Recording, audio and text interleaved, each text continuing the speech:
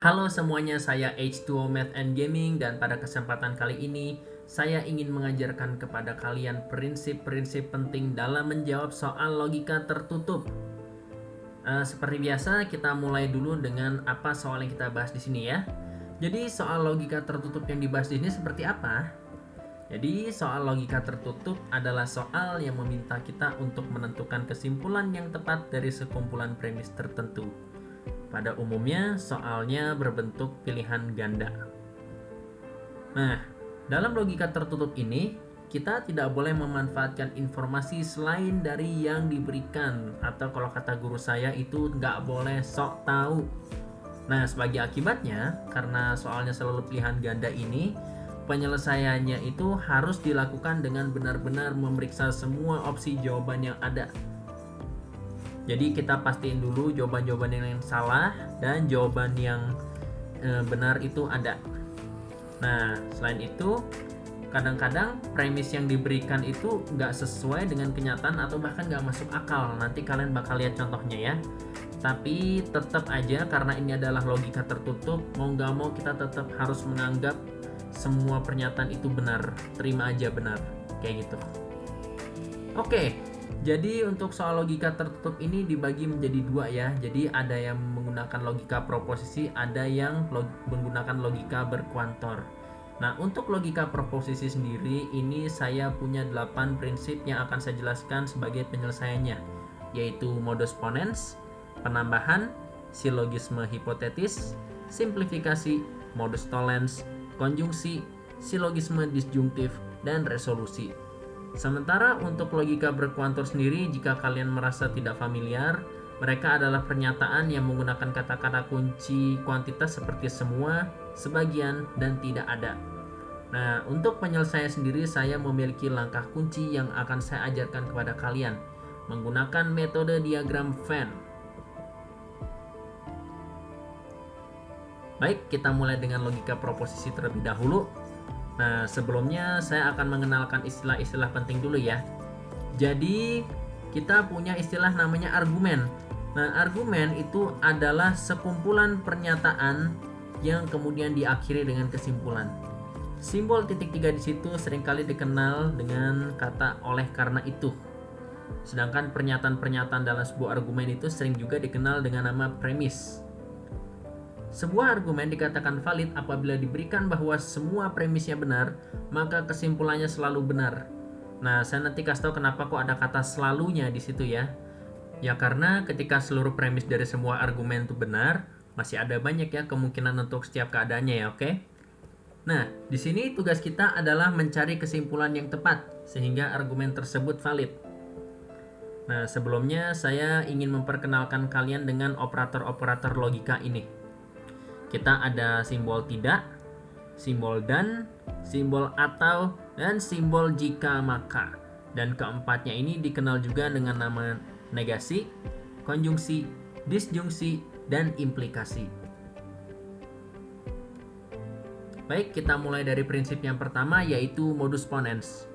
Nah, modus ponens memiliki formula seperti ini. Jika kita punya premis P maka Q, dan juga premis P, maka berlakulah Q. Jadi implikasi ini adalah sesuatu yang sangat ketat ya. Jadi ketika dikatakan jika P maka Q, pokoknya nggak peduli apapun yang terjadi, selama P itu bernilai benar, maka Q juga pasti benar.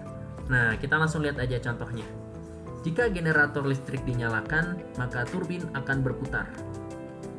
Nah, sementara ternyata generator listriknya dinyalakan, maka pastilah kesimpulannya adalah turbin akan berputar. Mudah kan? Berikutnya kita punya modus tollens yang kurang lebih merupakan kebalikan dari modus ponens. Formulanya kurang lebih seperti ini. Jika P maka Q, tetapi ternyata tidak Q, maka kesimpulannya adalah negasi P. Jadi tadi kan sebelumnya disebutkan ya, pokoknya kalau P terjadi itu pasti Q.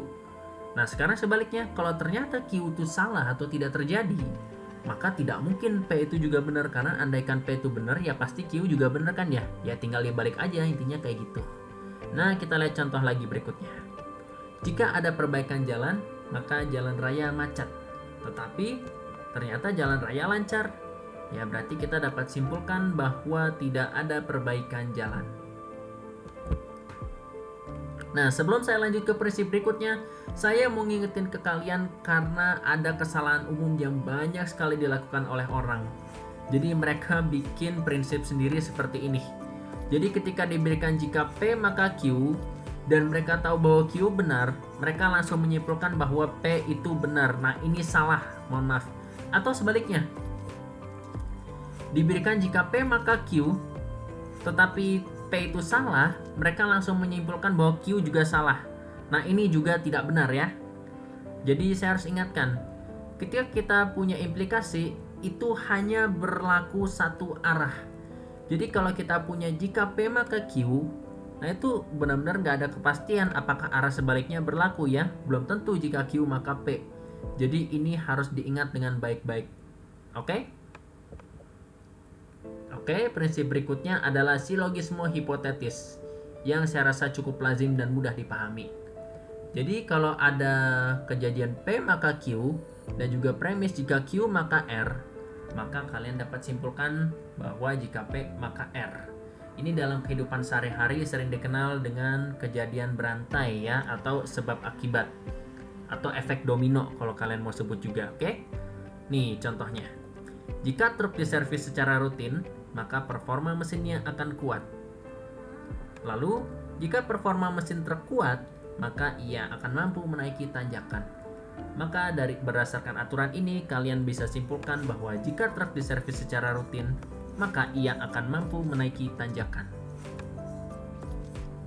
Aturan yang keempat, silogisme disjungtif. Ketika kalian punya premis P atau Q, tetapi ternyata P itu salah, maka mau tidak mau Q itu berlaku. Jadi asal kalian tahu aja ya, operator atau itu harus benar dengan cara entah satu atau boleh dua-duanya dari P atau Q itu berlaku benar. Ya jadi kalau P salah ya mau nggak mau Q harus benar kan ya. Ya sesimpel itu ya sebenarnya ya. Oke, sekarang kita lihat contohnya. Ikan hiu bisa terbang atau makan tomat. Tapi ternyata diberikan ikan hiu tidak bisa terbang. Ya udah, berarti kesimpulannya ikan hiu makan tomat. Ya, aturan berikutnya adalah penambahan. Nah, ini kalau penambahan ini kata guru saya ini adalah aturannya orang yang tukang gosip ya. Jadi premisnya simpel ya. Kalau kalian punya satu pernyataan, kalian boleh seenak jidat menambahkannya atau menggabungkannya dengan informasi lain ya. Nah, tapi itu bukan pakai dan ya, itu pakai atau ya. Jadi kita ngomongnya P atau Q. Jadi ini nggak sepenuhnya gosip ya kan. Kalau gosip dia tarik kesimpulannya P dan Q ya. Jadi asal-asal tambah-tambah sendiri ya, suka-suka dia ya. Nah, ini harus diingat ya. Nah, ini saya rasa aturannya sebenarnya meskipun nggak akan dipakai sepertinya, tapi perlu kalian tahu bahwa ini bisa bermanfaat ya. Suatu hari, nggak tahulah kapan. Tapi ya ini adalah aturan lazim yang mungkin dipakai juga. Mari kita lihat contohnya. Butejo gemar menggunakan media sosial. Nah, ini terserah kalian mau bikin pernyataan apa, pernyataan keduanya. Tapi kalau saya boleh bikin contoh, saya boleh tarik kesimpulan bahwa Butejo seneng gunakake media sosial utawa seneng ngomong babagan wong liya. Oke, aturan berikutnya adalah simplifikasi. Nah, ini kurang lebih adalah kebalikan dari aturan sebelumnya. Ketika kalian punya premis P dan Q, maka kalian boleh tarik satu aja dari dua ini sebagai kesimpulannya. Jadi ketika kalian punya informasi berlebih, kalian boleh menyatakan sebagian saja. Intinya seperti itu. Jadi di sini kalian boleh tarik kesimpulannya adalah P, tapi kalian juga boleh kalau mau tarik kesimpulannya juga adalah Q. Sebagai contoh, misal kalian jadi polisi atau jadi inspektor lah dan ada kasus nih bahwa perampok membawa kabur uang sebesar 10 juta rupiah dan membawa senjata api. Nah, ini kalian boleh lapor, terserah kalian.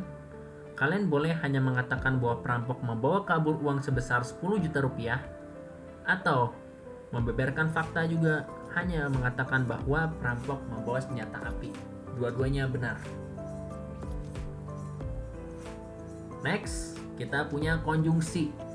Nah, konjungsi ini aturannya cukup simple dan straightforward sekali. Kalau kalian punya dua pernyataan yang kalian tahu bahwa itu benar, maka kalian bisa simpulkan bahwa keduanya bisa dikonjungsikan. Jadi kalau kalian tahu P itu benar dan Q itu benar, maka kalian bisa simpulkan bahwa P dan Q. Baik, contohnya juga cukup gampang nih. Kucing bisa terbang dan diberikan bahwa kucing memiliki 3 kaki. Nah, di sini saya harus bilang nih, tadi kan saya bilang ya bahwa premis-premis ini nih mungkin nggak selalu masuk akal dan nggak selalu benar ya, karena kan kita tahu ya kucing tuh nggak bisa terbang dan kucing punya 4 kaki ya. Nah, tapi ya karena ini logika tertutup, ya udah terima aja, akui aja bahwa kucing tuh kakinya 3 dan kucing emang bisa terbang di sini ya. Nggak usah tarik-tarik informasi yang lain sok-sokan, kucing punya 4 kaki kok, kucing nggak bisa terbang. Nah, nggak boleh sok tahu ya, karena ini adalah logika tertutup. Nah, anyway, dari sini kalian bisa simpulkan bahwa kucing bisa terbang dan memiliki 3 kaki. Baik, untuk aturan terakhir dari logika proposisi, kita punya resolusi. Nah, ini adalah aturan paling kompleks dan yang saya rasa mungkin tidak akan banyak dipakai, tapi suatu saat dapat bermanfaat ya. Dan ini diakui juga sebagai salah satu prinsip paling terkenal, cukup terkenal ya. Baik, kalau kalian punya premis P atau Q dan premis negasi P atau R, maka pasti berlaku Q atau R. Nah, untuk melihat dengan mudah, kalian tahu bahwa di antara P atau negasi P pasti kan ada satu yang benar dan ada satu yang salah kan ya. Nah, karena satu di antara ini akan salah, mau nggak mau ada di antara Q atau R yang benar kan ya, mengakibatkan berlakulah Q atau R. Kurang lebih gambarannya seperti itu. Baik, sebagai contoh, kaca jendela pecah atau pintu depan telah dirusak. Kaca jendela tidak pecah atau ruang bawah tanah telah dibobol. Dari kedua premis ini kalian bisa simpulkan bahwa pintu depan telah dirusak atau ruang bawah tanah telah dibobol. Nah, baik, menutup prinsip ini untuk logika proposisi, saya mau mengingatkan sebuah prinsip terkenal yang harus kalian ingat ya. Intinya, dalam mengerjakan soal logika tertutup, kalian harus bisa memperoleh informasi tambahan sebanyak mungkin dari premis-premis yang ada menggunakan prinsip-prinsip yang telah dijelaskan. Jadi ini adalah langkah kunci dalam menjawab soal logika tertutup dalam bentuk proposisi. Dan saya akan praktekkan dalam beberapa contoh berikut. Baik, contoh pertama. Jika monyet mencuri pisang, maka singa marah. Jika singa marah, maka macan menjadi ganas. Macan tetap jinak. Nah, sekarang kita harus memilih kesimpulan dari pilihan-pilihan yang ada ini. A. Monyet mencuri pisang. B. Monyet tidak mencuri pisang. C. Singa marah. D. Jika monyet mencuri pisang, maka macan tetap jinak. Dan E. Seluruh binatang dalam satwa tersebut tidak bersikap agresif. Baik, mari kita analisis ini lebih dalam. Pada umumnya, ketika kalian harus menyelesaikan soal logika proposisi, logika tertutup, kalian harus menyatakan semua pernyataan yang ada menggunakan huruf-huruf untuk kenyamanan kalian. Misalkan P itu adalah monyet mencuri pisang, Q adalah singa marah, dan R adalah macan menjadi ganas. Nah, tadi kan diberikan bahwa jika monyet mencuri pisang maka singa marah. Berarti kita punya premis jika P maka Q. Lalu kita punya bahwa jika singa marah maka macan menjadi ganas. Yang sama dengan jika Q maka R. Tapi diberikan juga bahwa ternyata macannya tetap jinak, nggak ganas. Berarti kita punya negasi R. Nah, apa yang kita bisa lakukan dengan informasi-informasi ini? Nah, kalian lihat baik-baik ketiga premis ini dan kita lihat mana yang bisa digabungkan dan digunakan aturan proposisi untuk menghasilkan sebuah fakta baru. Nah, sekarang coba perhatikan pernyataan kedua dan pernyataan ketiga. Pernyataan pertama dan pernyataan kedua. Oke, kita bisa lihat bahwa kalau kita menggunakan silogisme hipotesis, kita bisa simpulkan bahwa jika P maka R, yang itu bahwa jika monyet mencuri pisang maka macan menjadi ganas. Ada lagi? Ya, ada lagi. Lihat sekarang pernyataan kedua dan pernyataan ketiga. Kalau kita terapkan modus tollens di sini, kita bisa tarik kesimpulan bahwa negasi Q, yaitu bahwa singa tidak marah. Nah, ingat bahwa semua fakta baru yang kalian telah peroleh bisa dimanfaatkan untuk memperoleh fakta lebih baru lagi. Jadi, kalau kalian amati baik-baik ya, kita bisa menggunakan premis pertama dan fakta negasi Q ya. Dan menggunakan modus tollens sekali lagi, kita bisa tarik fakta bahwa negasi P, yaitu bahwa monyet tidak mencuri pisang. Baik, saya rasa cukup penarikan faktanya sampai sini. Sekarang mari kita lihat kembali opsi-opsi yang ada. Nah, sekarang kita harus cek opsi-opsi ini satu persatu. Nah, saya kan udah tahu ya opsi yang benar yang mana, jadi mari kita coba opsi yang salah dulu yang mana. Nah, lihat dari pernyataan pertama. Jika monyet mencuri pisang, maka macan menjadi ganas. Nah, akibatnya pernyataan yang D itu pasti salah ya, itu berlawanan ya, karena kok dibilangnya macan tetap jinak ya. Nah, yang kedua, singa tidak marah. Berarti opsi C, singa marah pasti salah ya. Nah, yang ketiga, monyet tidak mencuri pisang ya, yang jelas-jelas sama dengan opsi B, tapi sebelumnya kita cek dulu bahwa opsi A pasti salah. Dan opsi E, nah itu kan tadi udah saya bilang ya, jangan sok tahu. Nah, itu jelas-jelas ya, dia ngomong seluruh binatang dalam satwa tersebut tidak bersikap agresif ya. Di situ ada banyak sekali informasi yang tidak relevan dan bahkan kita tidak tahu ya, karena nggak diinfokan sama sekali pada argumen ini. Jadi mau gak mau itu pasti salah ya, sekalipun mungkin benar ya, bisa jadi binatang memang gak agresif, tapi kan tetap dia pertanyakan ya agresif tuh kayak gimana dan satwanya yang mana ya, seperti itu. Oleh karena itu, jawaban yang benar dari contoh pertama ini adalah B, monyet tidak mencuri pisang. Oke, satu contoh lagi. Jika percobaan pembuatan komputer berhasil, maka biaya pendidikan akan diturunkan. Ivan mendapatkan beasiswa atau mendapatkan bantuan dana dari saudara. Percobaan pembuatan komputer berhasil dan Ivan tidak mendapatkan beasiswa. Oke, ini kelihatan mulai kompleks ya. Sedangkan opsi-opsinya kurang lebih seperti ini. A. Jika percobaan pembuatan komputer berhasil, maka Ivan akan mendapatkan beasiswa. B. Biaya pendidikan akan diturunkan, tetapi Ivan tidak mendapatkan bantuan dana dari saudara. C. Ivan mendapatkan beasiswa tetapi biaya pendidikan tidak diturunkan. D. Biaya pendidikan akan diturunkan dan Ivan mendapatkan bantuan dana dari saudara. Dan E.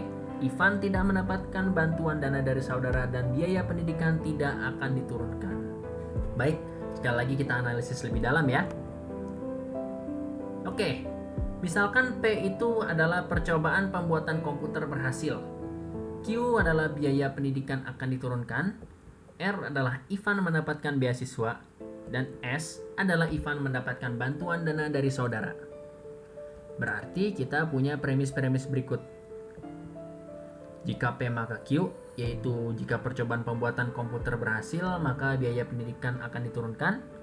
Lalu kita juga punya R atau S, yaitu bahwa Ivan mendapatkan beasiswa atau mendapatkan bantuan dana dari saudara. Dan yang ketiga adalah P dan negasi R, percobaan pembuatan komputer berhasil dan Ivan tidak mendapatkan beasiswa. Nah, mengamati ketiga premis ini baik-baik, kalau kalian memanfaatkan premis yang ketiga saja, itu kalian bisa menggunakan simplifikasi untuk menarik fakta-fakta individual, yaitu bahwa P dan negasi R itu benar, yaitu bahwa percobaan pembuatan komputer berhasil dan Ivan tidak mendapatkan beasiswa. Lalu, apabila kalian menggunakan fakta bahwa P itu benar dan premis pertama, maka menggunakan modus ponens, kalian bisa menarik fakta bahwa biaya pendidikan akan diturunkan, yaitu bahwa Q juga benar. Lalu, yang terakhir, ketika kalian memanfaatkan fakta negasi R dan premis kedua, kalian bisa memanfaatkan silogisme disjungtif untuk menarik kesimpulan bahwa S juga benar, yaitu bahwa Ivan mendapatkan bantuan dana dari saudara. Baik, saya pikir di sini cukup analisisnya. Jadi sekarang kita balik lagi ke kelima opsi itu. Nah, dari opsi-opsi ini, kalau kalian perhatikan baik-baik, itu yang A pasti salah ya. Karena dikatakan jika percobaan pembuatan komputer berhasil, maka Ivan akan mendapatkan beasiswa. Padahal udah dibilang ya, Ivan tidak mendapatkan beasiswa. Jadi yang A pasti salah. Nah, berikutnya itu yang C juga pasti salah ya, karena kan udah dibilang Ivan tidak mendapatkan beasiswa tapi masih disebutkan mendapat beasiswa ya. Oke, berikutnya dari fakta bahwa biaya pendidikan akan diturunkan, yang E itu juga salah ya. Dan yang terakhir, kita telah tahu bahwa Ivan itu mendapatkan bantuan dana dari saudara, sehingga opsi yang B itu juga salah. Jadi jawaban yang benar untuk contoh ini adalah D.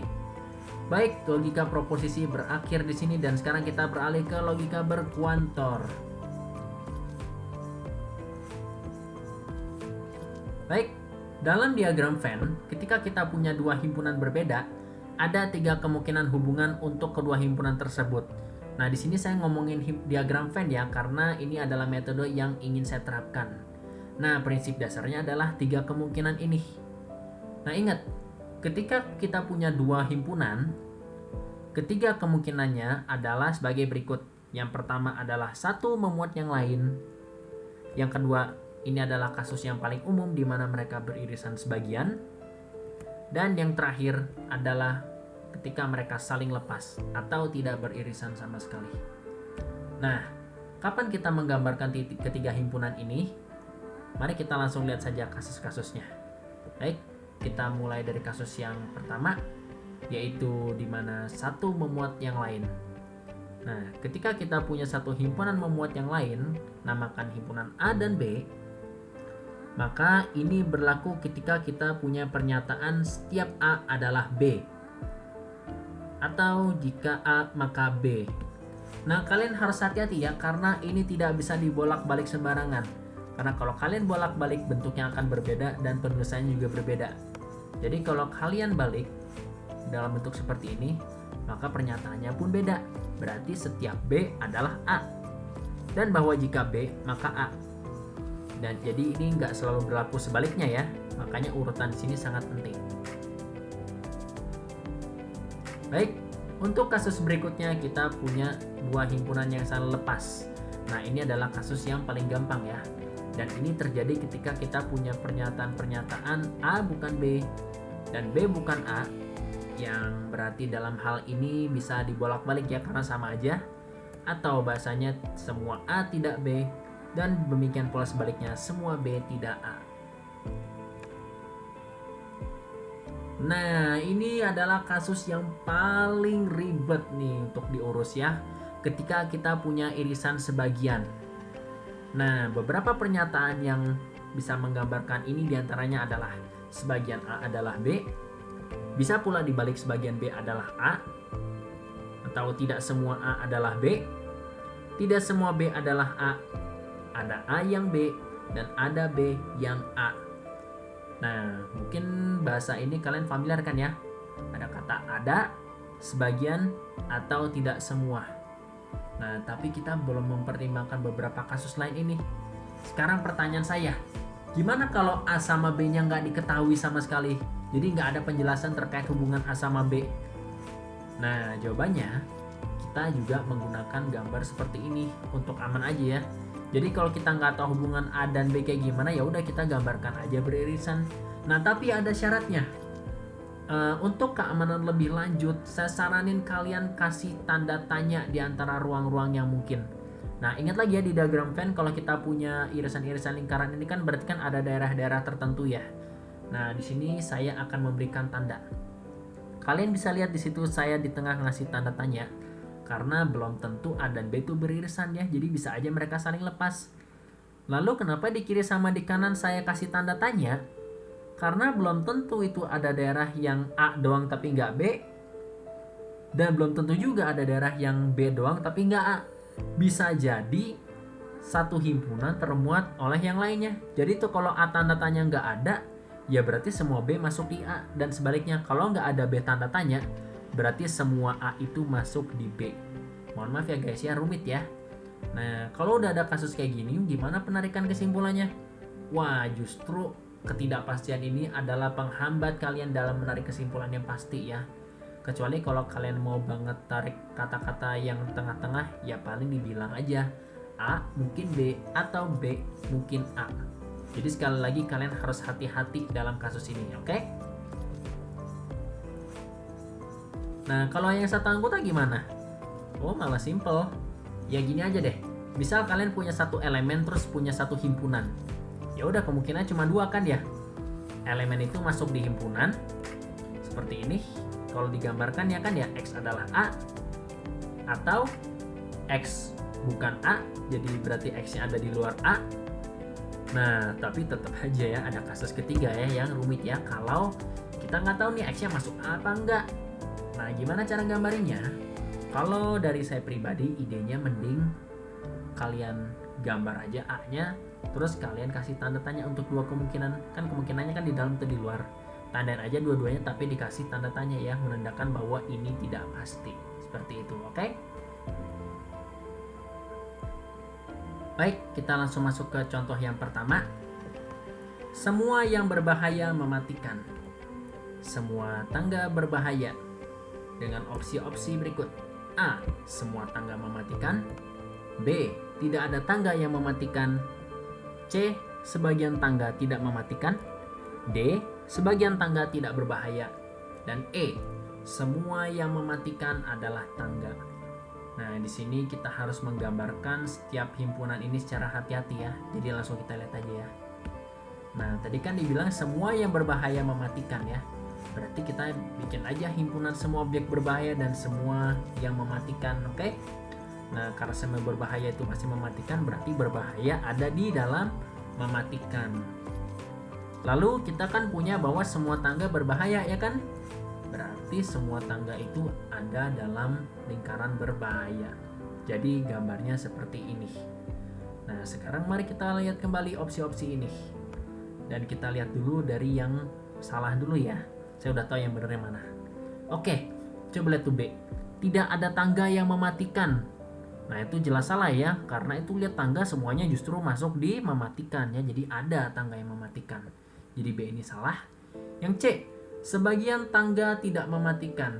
Nah, ini juga salah ya, karena kalau itu benar berarti selingkaran tangga ada yang bagiannya keluar tuh dari mematikan, di luar mematikan yang nggak ada ya tapi ya.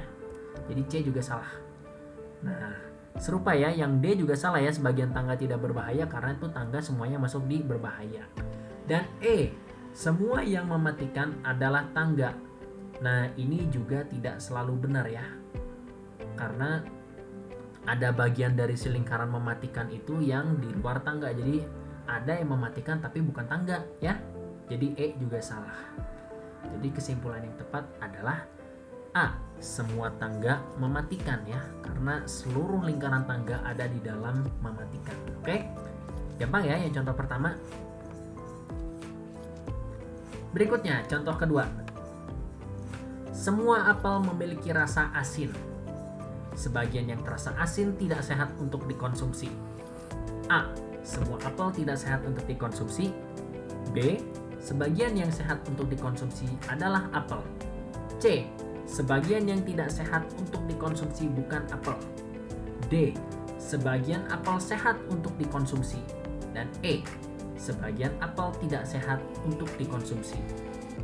Nah, ini kalian harus sangat hati-hati sekali karena ada ketidakpastian yang sangat bikin ribet ya.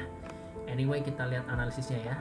Nah, ketika saya bilang semua apel itu asin, ya udah berarti himpunan apel ada di dalam himpunan asinnya kan ya. Nah, di sini kalian harus hati-hati. Kan ada objek yang tidak sehat untuk dikonsumsi ya. Nah, tapi dia bersebagian dengan asin. Jadi pastinya saya bikin lingkarannya juga beririsan sebagian dengan asin. Nah, tapi perhatikan baik-baik dengan apel. Kan dia tidak ngomong kaitan apa-apa dengan apel kan ya. Berarti saya harus bikin lingkarannya juga beririsan sebagian dengan apel. Seperti ini kurang lebih. Oke? Nah, tapi kan antara apel dan tidak sehat untuk dikonsumsi kan gak ada informasi penting nih. Jadi seluruh daerah irisannya sebaiknya dikasih tanda tanya seperti ini. Oke? Jadi untuk mengingatkan kita bahwa ada ketidakpastian di sana. Oke, sekarang kita coba lihat opsi-opsi yang ada tadi. Dan kita coba lihat yang salah dulu ya. A. Semua apel tidak sehat untuk dikonsumsi. Nah, yakin ini benar? Nah, andaikan ini benar, berarti seluruh lingkaran merah itu harus masuk di lingkaran hijau ya. Dan tapi ini kenyataannya nggak benar ya, karena kan itu mungkin aja ada yang di luar kan ya. Berarti opsi A itu tidak sepenuhnya benar ya, salah ya. Yang B, sebagian yang sehat untuk dikonsumsi adalah apel. Nah, ini mungkin benar ya, berarti kan kalau tidak yang sehat untuk dikonsumsi kan berarti yang ada di luar lingkaran hijau kan ya. Nah, berarti ada yang di luar lingkaran hijau ini yang masuk di lingkaran merah, merupakan apel. Nah, meskipun ini kelihatan benar, nah ini harus hati-hati karena ini sebenarnya tidak selalu benar. Kenapa? Karena itu kan lingkaran merah kan saya kasih tanda tanya tuh ya, tanda tanya hijau tuh. Mempertanyakan kaitannya dengan yang tidak sehat untuk dikonsumsi. Nah, ini bisa aja nih kalau si lingkaran merah ini ternyata sepenuhnya masuk ke lingkaran hijau. Kita nggak tahu ya, kan nggak dikasih tahu apa-apa ya. Pokoknya lingkaran merah harus masuk di dalam lingkaran biru, itu aja kan ya. Bisa jadi mereka masuk semuanya, jadi bisa aja semua apel tuh nggak sehat untuk dikonsumsi kan ya. Nah, makanya lah disitulah alasan kenapa yang B ini kurang tepat ya. Nah, berikutnya yang D, sebagian apel sehat untuk dikonsumsi. Nah, ini dengan alasan yang sama juga kurang tepat ya. Bisa jadi semua apel itu tidak sehat untuk dikonsumsi. Nah, yang E, sebagian apel tidak sehat untuk dikonsumsi. Nah, ini nih. Kalau kalian perhatikan opsi D sama E, atau mungkin sama B juga, itu mungkin kalian mikir ya, di antara itu tuh mungkin ya harus ada satu lah yang benar. Nah, itulah masalahnya dengan ketidakpastian ya. Bisa jadi mereka tiga-tiganya salah, dan dalam kasus ini tiga-tiganya salah. Kenapa kok sebagian apel tidak sehat untuk dikonsumsi ini belum tentu benar? Karena kan itu ya, coba lihat yang tanda tanya kuning itu. Kan bisa aja kan ya, itu nggak beririsan ya. Bisa aja ternyata semua apel itu ternyata sehat untuk dikonsumsi ya. Bisa aja kan yang sebagian asin itu ternyata nggak ada yang apel kan ya. Nah, makanya bisa jadi ternyata semua apel tuh sehat untuk dikonsumsi. Jadi ya belum tentu sebagian apel tuh nggak sehat untuk dikonsumsi, oke? Jadi ya disitulah bahayanya ketidakpastian ya. Makanya kalian harus benar-benar jeli. Dan yang C, sebagian yang tidak sehat untuk dikonsumsi bukan apel. Nah, di sini dalam kasus ini pasti benar ya. Kenapa? Karena tadi kan udah dibilang ya, bahwa sebagian yang asin tuh nggak sehat untuk dikonsumsi kan. Nah, berarti ada yang nggak asin tapi nggak sehat untuk dikonsumsi. Makanya ada bagian kosong di luar itu. Dan kalau nggak asin berarti kan nggak mungkin merupakan apel kan ya, karena kan semua apel kan asin. Kayak gitu, oke? Baik, untuk contoh terakhir logika berkuantor, tidak ada orang jujur yang suka mencuri. Tidak ada pencuri yang tenang hidupnya. A. Orang jujur pasti tenang hidupnya. B. Tidak ada orang jujur yang tenang hidupnya. C. Sebagian orang jujur tenang hidupnya. D. Sebagian orang yang tenang hidupnya tidak jujur. Dan E. Orang yang suka mencuri pasti tidak jujur dan tidak tenang hidupnya. Sekali lagi, hati-hati dengan ketidakpastian di sini. Oke, tadi kan tidak ada orang jujur yang menjadi pencuri ya. Berarti orang jujur dan pencuri harus merupakan dua himpunan terpisah seperti ini. Nah, yang ketiga, orang yang suka mencuri kan pasti nggak tenang hidupnya ya. Berarti orang yang tenang hidupnya itu pasti himpunannya terpisah dengan yang suka mencuri kan ya. Nah, tapi posisinya gimana sama orang jujur? Nggak ada keterangan kan, nggak jelas kan. Berarti dibikinnya harus beririsan sebagian juga dengan orang yang jujur seperti ini, dengan syarat bahwa mereka memiliki ketidakpastian. Jadi saya tanda 3 daerah kemungkinan di situ dengan tanda tanya ya. Oke, sekarang kita lihat lagi kelima opsi tadi. Nah, coba lihat opsi yang A itu. Orang jujur pasti tenang hidupnya. Nah, ini pasti nggak benar ya. Nggak selalu benar. Karena kita bisa lihat bahwa lingkaran kuning belum tentu sepenuhnya masuk di lingkaran yang pink. Yang B itu juga salah ya, tidak ada orang jujur yang tenang hidupnya. Ya kan siapa tahu mereka berdua beririsan ya. Jadi ada aja ya orang jujur dan juga tenang hidupnya. Oke? Yang C, sebagian orang jujur tenang hidupnya? Belum tentu. Bisa jadi mereka terpisahkan ya kan, itu kan gak ada kepastian, jadi bisa jadi mereka malah gak punya irisan ya. Mungkin aja ya, kayak gitu. Dan D, sebagian orang yang tenang hidupnya tidak jujur. Nah, ini juga kurang tepat ya, karena bisa jadi aja ini juga kan ya dengan alasan yang sama, kalau mereka nggak ada irisan gimana? Bisa jadi orang yang tenang hidupnya nggak ada yang jujur kan ya, bisa jadi. Nah disitulah sekali lagi kepastian harus membuat kalian berpikir dengan baik ya. Dan ternyata ketidakpastian ini mengakibatkan keempat opsi pertama itu salah. Dan kalau kalian lihat opsi yang kelima, orang yang suka mencuri, berarti yang ada di lingkaran merah, pasti tidak jujur dan tidak tenang hidupnya. Jadi pasti nggak bisa masuk lingkaran kuning ataupun lingkaran pink. Benar kan? Yap, benar. Jadi ini adalah opsi yang paling tepat. Baik, begitu aja ya kurang lebih untuk logika tertutup. Jadi sekian dan terima kasih telah menonton video ini, dan semoga konten ini bermanfaat dan bisa mendidik dan menghibur untuk kalian semua.